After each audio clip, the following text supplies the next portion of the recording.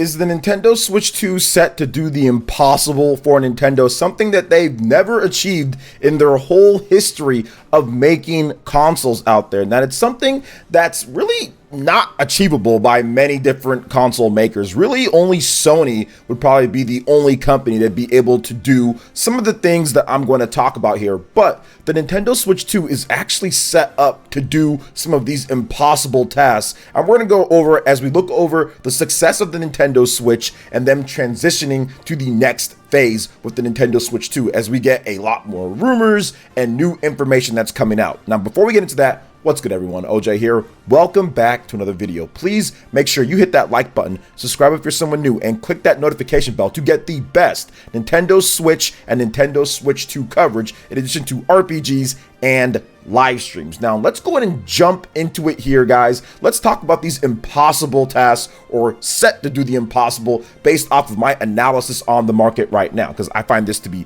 absolutely fascinating. So, Nintendo, in their history, have never had two successful home consoles back to back. Now, we have to put a little bit of an asterisk here because they did have the NES and the Super Nintendo. So we're talking more of the modern era and what would be considered the massive success in today's day since the PlayStation 1. So that would be 100 million units sold. That's always the big thing. Can you get to 100 million units sold? And Nintendo has fallen short on pretty much every single, not even on pretty much every single home console with the exception of the Nintendo Wii. Now, when it comes to pure portables, they've done it multiple times. The Game Boy did it. The Nintendo DS did it. And that was like, whoa, they did it twice on there. But overall, Nintendo hasn't done the 100 million club that many times. Well, Sony, they've done it with the PS1, they've done it with the PS2, and they've done it with the PS4, and it looks like they're going to do it with the PS5. So they've done it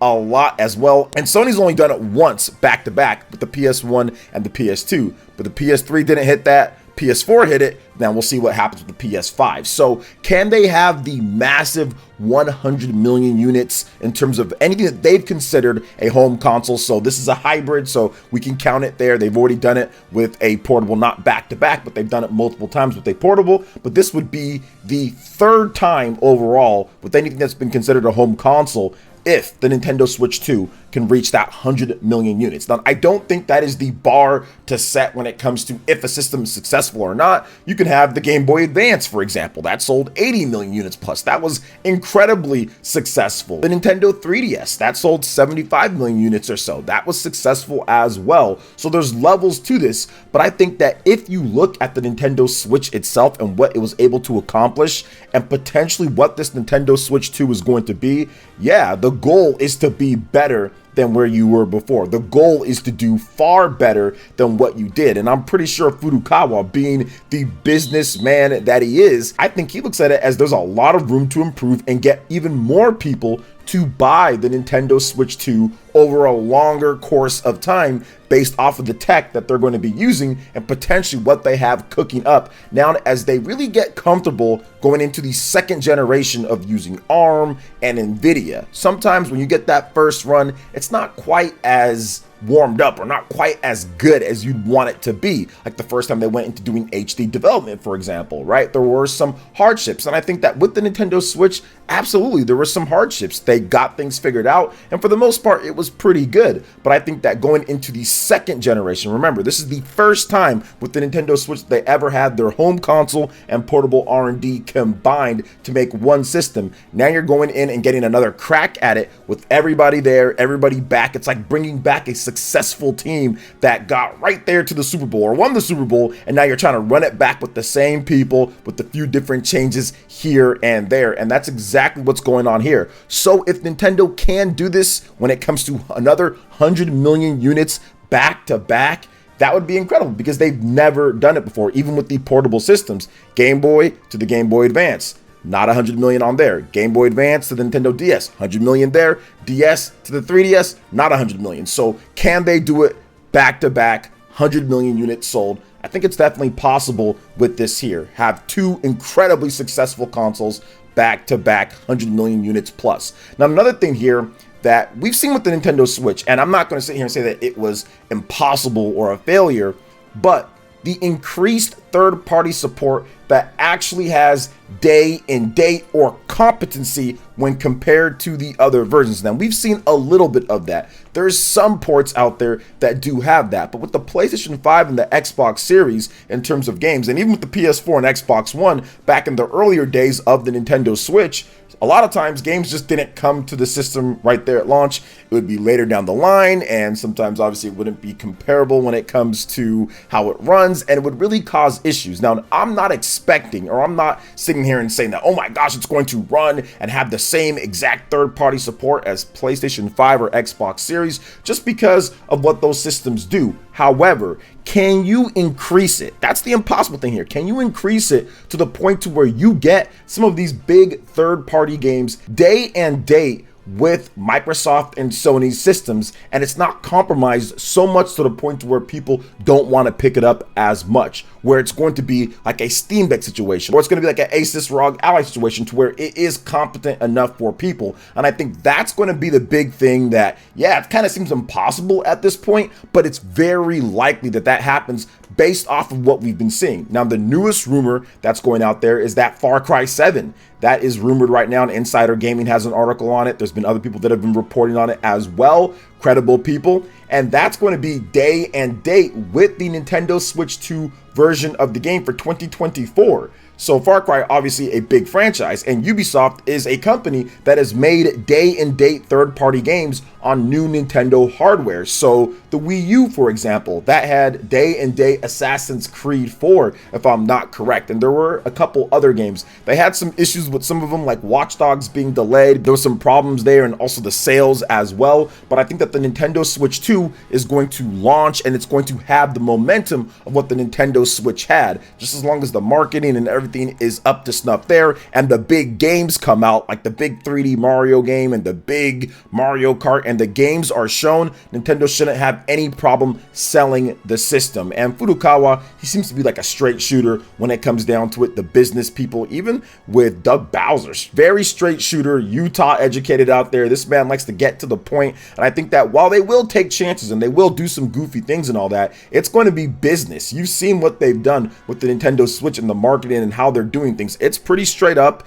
It's right there. There's not any tricks or anything like that. A few odd decisions here and there, but the marketing has been good, straight up, clean, and nothing crazy when it comes down to it. Expect that to continue. And I think that with this third-party support, we're seeing some other things here, right? We're seeing stuff like Final Fantasy as well be rumored when it comes to testing, which we do know that Square Enix tests Final Fantasy games. They've done it before on a Nintendo platform. For example, Final Fantasy 15 was tested on the Nintendo Switch, but it just couldn't get it to run. I do feel that going forward, the impossible thing that people don't feel that they can do is get this crazy increased third-party support day and date with ports that are completely competent in comparison. Don't have to be the same thing.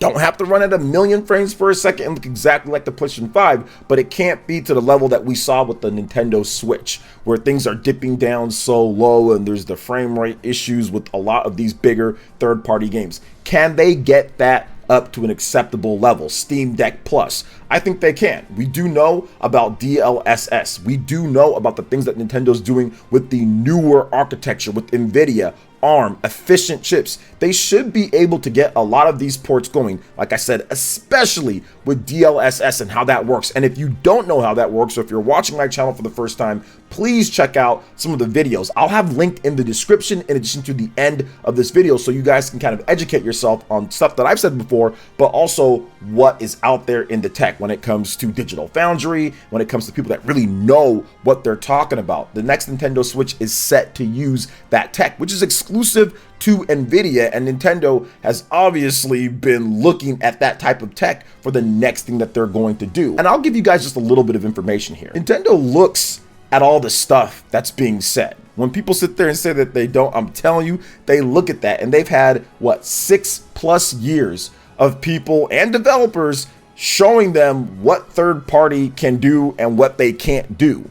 And I think the biggest thing here is all of the criticism in terms of the ports. They see it. They see it a lot. They know that this definitely needs an upgrade. And I think that Nintendo doesn't want there to be in 2, 3, 4 years, whatever the case is, it goes back to where it was with the Nintendo Switch and they make less money. So the impossible thing I think a lot of people feel is, how is Nintendo going to be able to fix this with a hybrid system? But I think that the newest NVIDIA chips when it comes to mobile technology is so much more advanced. Not even I think, I know. It's so much more advanced. There's so many options, so many other techniques, so many different things that you can do now at this point that was really hard to do before with the Tegra X1. You can do now at this point and get more competency across the board. But it's not just third parties. It also goes to first party as well. Will Nintendo be able to get everything running completely smooth and everything looking good? They had a lot of success with games like Super Mario Odyssey, in addition to Mario Kart, Donkey Kong. There's been some games, obviously 1080p 60 frames per second or 60 frames per second, but then there's been some issues, especially with some of their flagship titles like The Legend of Zelda Breath of the Wild when it first launched, and some parts of Tears of the Kingdom, in addition to Xenoblade Chronicles 2, for example, and other titles. So it's been a little bit of hit and miss. I think that going forward, Nintendo absolutely needs to make sure that their first party development is completely set. But the thing about this, guys, is that I don't think Nintendo is going to have like a huge jump when it comes to the graphics. I think that it's going to look incredible and it's going to look awesome, but I think that Nintendo's art style and what they want to do with the games themselves, I think it's going to look a lot like the Nintendo Switch, but just a bit more detailed and always run way better because of that technology DLSS. So there's a lot of things that are for and against what Nintendo did with the Nintendo Switch, and the impossible thing is going to be able to, hey, can we elevate? Can we still have all of the games that we had, that we know and love, surprises and everything like the Switch had,